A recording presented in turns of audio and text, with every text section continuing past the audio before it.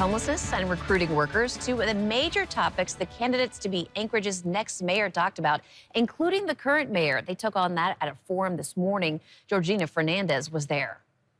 As Anchorage's four major candidates for mayor addressed the Alaska Support Industry Alliance. So if you support that bill, raise your hand. Much of the hour's focus was spent saying recruiting or housing prices have to be fixed to keep workers. Kids don't come back. Kids don't come back. We know why they don't. They can't afford to live here. The housing is too expensive. We need more culture, we need more vibrancy, and I believe that's important as well. But it comes down to affordability and having housing. But odds are we're going to end up having to recruit a lot of out-of-state workers. To recruit people back to Alaska, the university system is going to be very important to make that happen.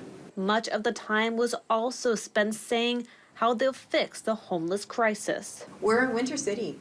We have got to have emergency shelter here. We know it. LaFrance and Pop say it's about funding services we have not had.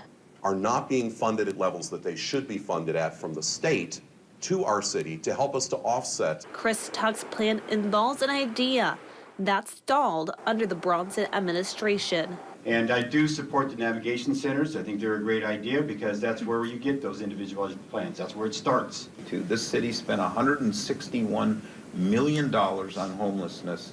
The mayor pointing to how much money's been spent on homelessness during his time in office.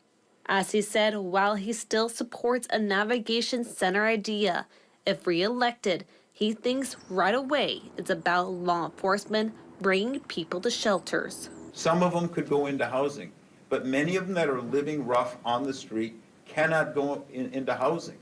The Anchorage Board of Realtors and the Alaska Mortgage Bankers Association will be hosting another forum for candidates next Tuesday at 11 a.m. at Beartooth.